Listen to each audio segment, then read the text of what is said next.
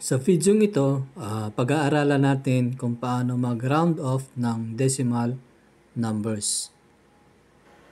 Meron tayong mga steps na susundan sa pag-round off ng decimal numbers. Una is to identify the place value to be rounded to, like tenths, hundreds, and thousands.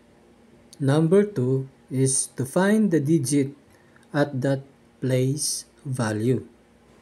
Number 3 is look at the digit to the immediate right of the target digit. And number 4 is apply the rounding rule. In rounding rule number 1, if the digit to the right is 5, 6, 7, 8, or 9, round the digit up by adding 1 to it. And in rule number 2, if the digit to the right is 0, 1, 2, 3, or 4, round the digit down by keeping it the same. And then the last step, which is the step number 5, remove the remaining digits. All the digits to the right of the rounded digit are dropped. Example, round 3 and 165 thousandths to the nearest hundredth.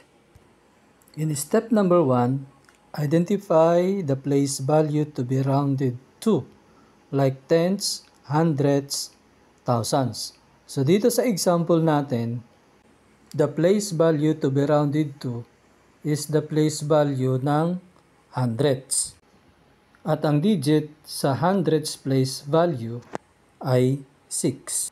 Ngayon, tingnan naman natin yung digit sa right ng 6. Dito, makikita natin na ang digit sa right ng 6 ay 5. Since 5 yung digit sa right ng 6, gagamitin natin yung rounding rule number 1 kung saan kasama doon ang digit na 5. Sabi sa rule number 1, if the digit to the right is 5, 6, 7, 8, or 9, round the digit up by adding 1 to it. Ang tinutukoy na digit kung saan tayo mag-add ng 1 ay doon sa digit na 6 kasi siya yung digit na nasa place value kung saan tayo mag-round off.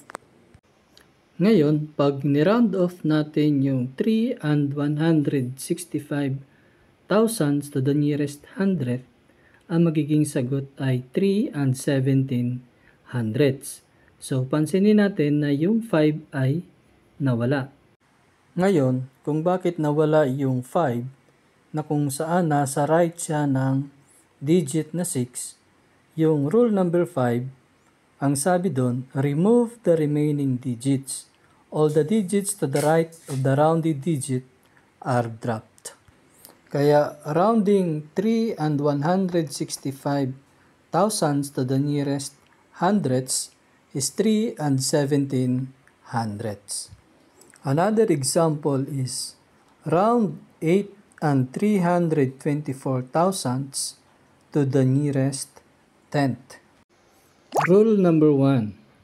Identify the place value to be rounded to, like tenths, hundredths, thousands. So sa example na to, ang place value is tenths.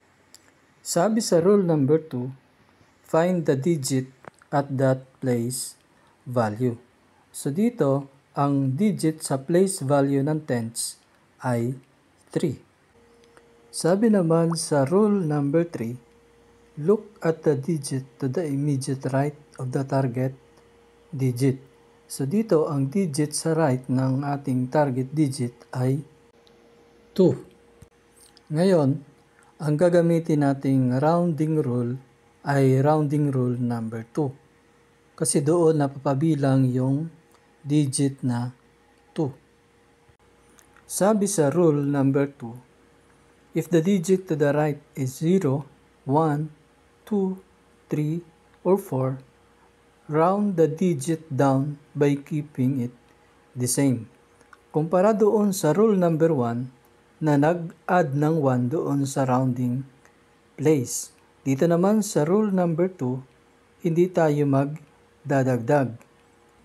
Applying the step number 5, remove the remaining digits. All the digits to the right of the rounded digit are dropped.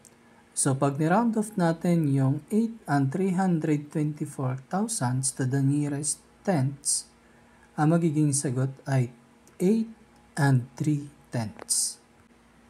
Ngayon naman ay subukan yung sagutan itong mga sumusunod.